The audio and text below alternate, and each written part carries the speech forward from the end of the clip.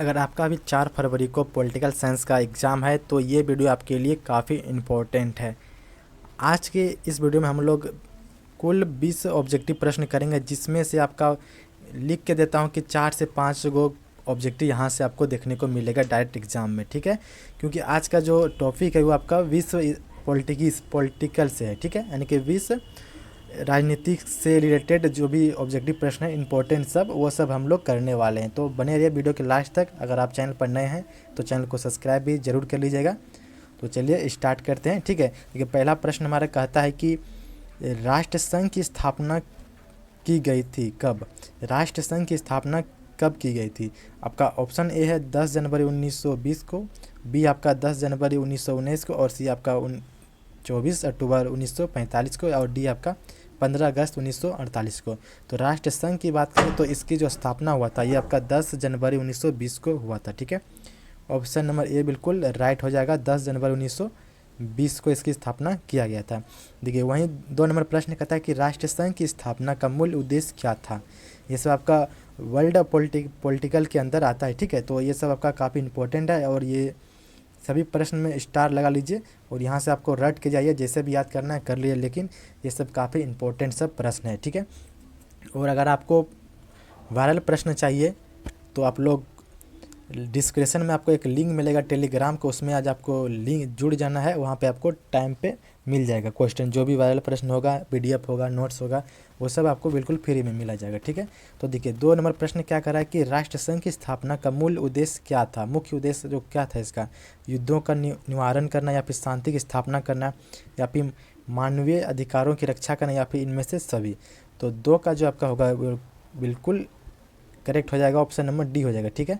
तो जो राष्ट्रसंघ की जो कि उद्देश्य है वो क्या है कि युद्धों का निवारण करना, यानी कि जो भी युद्ध हो रहा है उसका क्या बोलता है फैसला करना, ठीक है, यानी कि शांति बनाए रखना, युद्ध ना हो, मानवीय अधिकारों की रक्षा करना, जो मानव का अधिकार उसकी रक्षा करना, ठीक है। ये सब इसमें इसका उद्देश्य था, ठीक है। देखिए नेक्स्ट प्रश्न, देखिए नेक्स्ट कहता है कि सोवियत संघ को राष्ट्रसंघ से कब निकाला गया। सोवियत संघ को राष्ट्रसंघ से कब निकाला गया। ऑप्शन आपका 1945, बी है 1949, और डी आपका सी है आपका 1940, और डी आपका 1941, ठीक है। तो सोवियत संघ को राष्ट्रसंघ से कब निकाला गया, ये आपका क्वेश्चन थोड़ा अजीब है, ठीक है।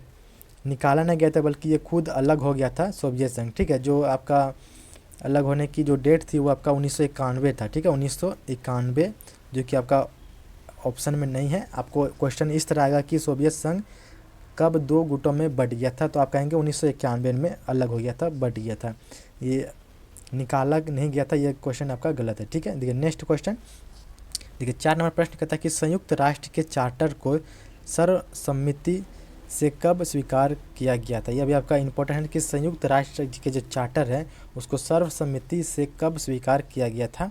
ऑप्शन है आपका 15 जून 1945 को, और बी आपका 24 अक्टूबर 1945 को, और सी आपका 26 अक्टूबर 1945 को, या डी है 10 दिसंबर 1945 को। तो इसका 4 का जो करेक्ट होगा ऑप्शन नंबर ए हो जाएगा, 25 जून 1945, ठीक है। ऑप्शन नंबर ए बिल्कुल राइट होगा इसका आंसर। नेक्स्ट देखते हैं प्रश्न, देखिए नेक्स्ट कहता है, ये नेक्स्ट कहता है संयुक्त राष्ट्र संघ की स्थापना कब हुई थी। संयुक्त राष्ट्र संघ की स्थापना कब हुई थी। तो इसकी स्थापना की बात करें तो इसका 24 अक्टूबर 1945 को इसकी स्थापना हुई थी। ऑप्शन नंबर बी हो जाएगा इसका करेक्ट आंसर, ओके।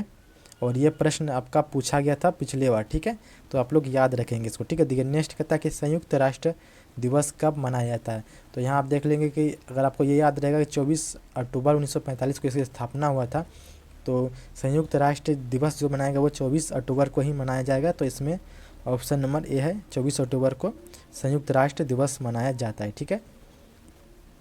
नेक्स्ट प्रश्न, देखिए नेक्स्ट देखिए अंतर्राष्ट्रीय न्यायालय का मुख्यालय कहाँ है। जो कि अंतर्राष्ट्रीय न्यायालय का मुख्यालय कहाँ पे है, न्यूयॉर्क में है, लंदन में है, या फिर मॉस्को में, या फिर द हैंग में है, ठीक है। तो अंतर्राष्ट्रीय न्यायालय की बात करें तो ये इसकी जो मुख्यालय है वो आपका नीदरलैंड के हैंग में पड़ता है, ठीक है, नीदरलैंड। तो हैंग आपका हैंग देखने को मिलेगा, या फिर नीदरलैंड, ठीक है। आप लोग लिख लीजिएगा, एक सेकेंड।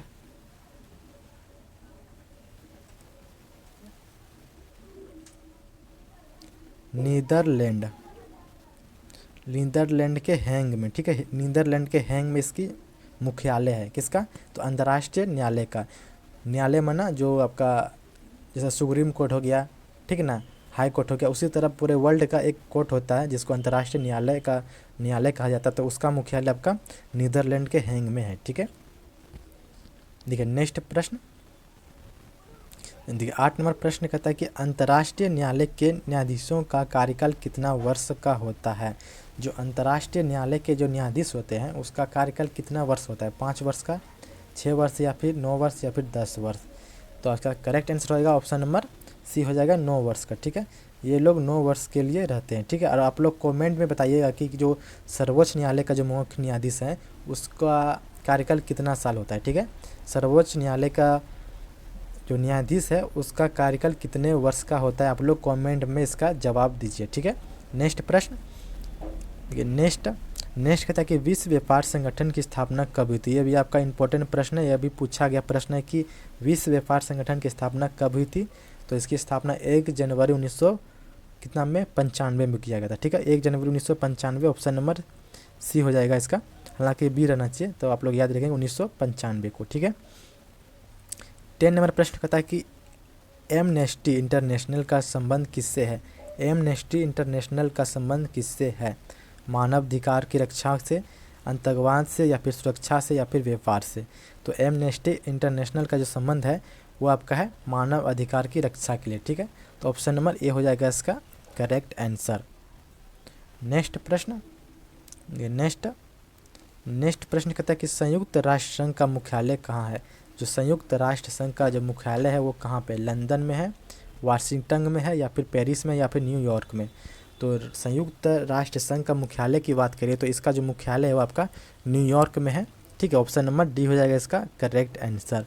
और आप लोग कमेंट में बताइएगा कि जेनेवा का मुख्यालय कहाँ पे है, सॉरी जेनेवा किस चीज़ का मुख्यालय है, ठीक है। जेनेवा जो मुख्यालय है वो किस चीज़ का मुख्यालय है। नेक्स्ट कहता है कि सुरक्षा परिषद में सदस्यों की संख्या कितनी है।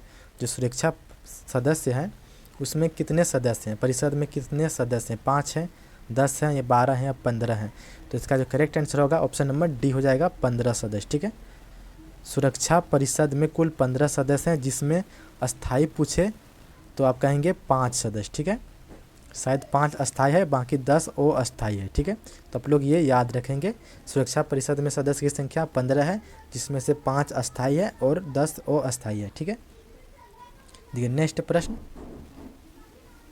देखिए नेक्स्ट कह रहा है कि अंतर्राष्ट्रीय न्यायालय में न्यायाधीशों की संख्या कितनी होती है। अंतर्राष्ट्रीय न्यायालय में न्यायाधीशों की संख्या कितनी होती है? 15 होती है, या फिर 10, या फिर 8, या फिर 5। तो 13 का जो करेक्ट आंसर होगा ऑप्शन नंबर ए हो जाएगा 15। कुल 15 न्यायाधीश होते हैं जो कि अंतर्राष्ट्रीय न्यायालय में, ठीक है। 15 न्यायाधीश, और इसका कार्यकाल 9 वर्ष होता है, 9 वर्ष, ओके। नेक्स्ट देखते हैं प्रश्न। ये नेक्स्ट कहता है कि राष्ट्र संघ की स्थापना के लिए बनाई गई समिति का अध्यक्ष किसे बनाया गया। जो कि राष्ट्र संघ की स्थापना के लिए बनाई गई समिति का अध्यक्ष किसे बनाया गया था? अमेरिका को, या फिर अमेरिका के राष्ट्रपति विल्सन को, या फिर ब्रिटेन के लॉर्ड फिलीमोर, या फिर ब्रिटेन के लॉर्ड सेलिल को, ठीक है। तो इसका जो करेक्ट आंसर होगा ऑप्शन नंबर बी हो जाएगा अमेरिकी राष्ट्रपति विल्सन को, ठीक है।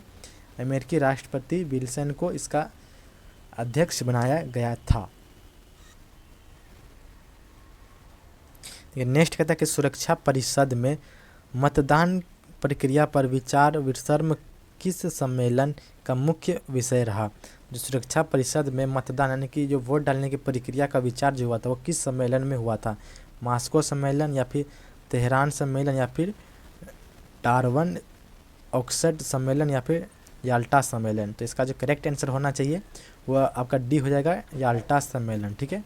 याल्टा सम्मेलन, ऑप्शन नंबर डी बिल्कुल राइट होगा, ठीक है। नेक्स्ट कहता है संयुक्त राष्ट्र के अंगों की संख्या कितनी है। संयुक्त राष्ट्र जो है उसकी कितने अंग हैं? 5 अंग हैं, 6 है, या 7 है, या फिर 8 है। तो इसका करेक्ट होगा option number C, sorry B हो जाएगा ऑप्शन नंबर बी से 6, ठीक है। 6 है इसका कुल अंक संयुक्त राष्ट्र संघ के, ठीक है, 6 अंक होते हैं, ठीक है। नेक्स्ट नेक्स्ट कहता है कि भारत संयुक्त राष्ट्र का सदस्य कब बना था। भारत संयुक्त राष्ट्र संघ का सदस्य कब बना था? 45 में, 47 में, या फिर 50 में, या फिर 52 में। तो इसका जो करेक्ट आंसर होगा ऑप्शन नंबर ए हो जाएगा। याद रखेंगे 1945 को, ठीक है, 1945 को संयुक्त राष्ट्र संघ का स्थापना भी 1945 में हुआ था, और भारत इसका यानी कि स्थापना के समय ही सदस्य बना था। अगर वहीं चीन पूछेगा कि चीन कब सदस्य बना था, तो आप लोग कहेंगे 1971 में बना था, ठीक है, 1971 में बना था भारतीय संयुक्त राष्ट्र संघ का सदस्य। ओके, नेक्स्ट देखते हैं, सुरक्षा परिषद में स्थायी सदस्यों की संख्या कितनी है। हमने ऊपर ही पढ़ा था कि कुल 15 सदस्य हैं, जिसमें से 5 अस्थाई है, बाकी 10 अस्थाई हैं, ठीक है।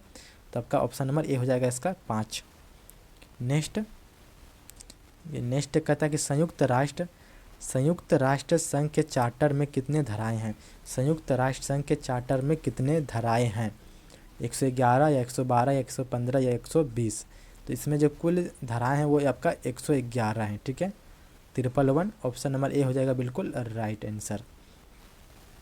नेक्स्ट कहता है कि CTBT प्रस्ताव संयुक्त राष्ट्र द्वारा कब स्वीकार किया गया। जो CTBT प्रस्ताव है वो संयुक्त राष्ट्र द्वारा कब स्वीकार किया गया, ये आपका पूछा गया सब प्रश्न है। ओके, तो देखिए इसका आंसर जो होना चाहिए बिल्कुल करेक्ट ऑप्शन नंबर 96 हो जाएगा, 1996 को, ठीक है, 1996 को स्वीकार किया गया था। ऑप्शन नंबर बी बिल्कुल राइट होगा। ओके, ठीक है, नेक्स्ट प्रश्न। नेक्स्ट कहता है कि संयुक्त राष्ट्र संघ के प्रथम एशियाई महासचिव कौन थे।